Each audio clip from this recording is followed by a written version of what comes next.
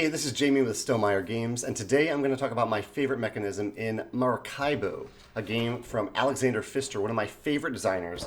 I played this game for the first time recently. I don't own it, but it kind of looks like this, or it does look like this. These are photos from my game, or my one session of the game. There's actually a lot of mechanisms I want to highlight in this video, and I'll end with my favorite. I'll do that. So the rest are in no particular order. One is actually a component touch that I think is really, really nice. I've seen this in Deus as well. I love in games that are very heavy on icons when they also include a text explanation of what the icons mean. An example is on this card. I don't know if you can see that all that well, but here's the icon, and here's the text that explains the icon. It says, all cards cost $1 less. Yes, the icon is intuitive, but because you also have the text there, instead of needing to refer to an external guide, it's always right there. You can just look at the text if you forget what it means, especially as you're learning the games. I love to see games do this. I can tell you from a production perspective that having language-independent cards and components is actually not that big of a deal, and it actually can be a deterrent for localization partners. So I highly recommend considering this if you have an icon-heavy game, and Maracaibo is an icon-heavy game. Let's do number two here.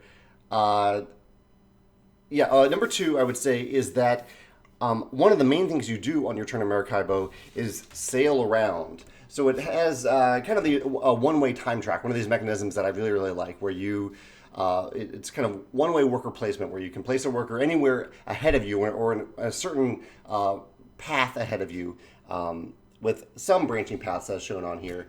And this is done in Great Western Trail. Alexander Pfister does it again in a completely different way here, which is you're moving around this path. Your ship is moving around, and you have the choice to move between 1 and 7 spaces along this track. I love that there's no other mechanism here to even think about. I think there is maybe an upgrade that relates to it, maybe it lets you go farther or something like that. But the core idea is that you can choose. You don't have to refer to a range mechanism or do any math at all. You just say, okay, I want to move here. It's within 7 spaces. I can do that. And I also like that there's another mechanism in the game related to the actions that is connected to how far you moved. So how far you moved is still relevant, not just in terms of the action spot that you choose, but also in terms of how many actions you can take on your turn. I won't go too into detail there, but I like the simplicity and the elegance of this movement action.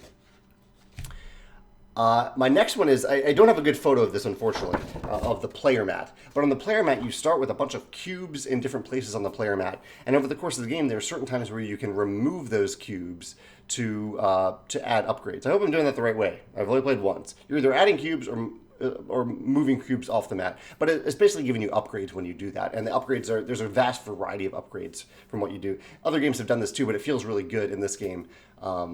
As you pull those cubes off or put them on, whichever one it is. I forget now as I'm talking about it.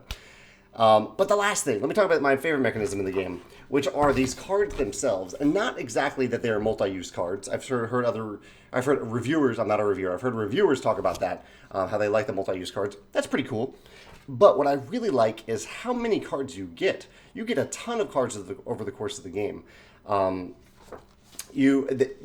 At the end of every turn, you refill up to a certain number. I believe it was 4 cards. You can upgrade that to higher numbers of cards. And it's from a common deck with a card pool. So you can see a few of the face-up cards, or you can draw from the face-up cards. But it's just this ample, ongoing supply of resources. And since the cards are multi-use cards, there's a lot of different reasons to look at the face-up cards and say, okay, I kind of need that. I don't need that. I might as well just go face-up. Because I think there was a cost to getting one of the face-up cards. It's an extra coin. But I love that it's just this ample amount of, it's very rewarding. You're constantly getting these more and more cards. You're not cycling through a deck that's limited. It's really an unlimited supply of resources and bonuses and options that you're getting every turn. That I think will make every game feel different, but also just felt very rewarding. It didn't feel like a punishing game in that way at all. It felt very rewarding that you were constantly, the game was giving you more and more stuff, and it's up to you as to how you're going to use that stuff, and if you want to pay a little money, which exact card you actually want to get. So that I think is my favorite mechanism, though I really like these other mechanisms I mentioned as well. That's why I wanted to highlight in this video.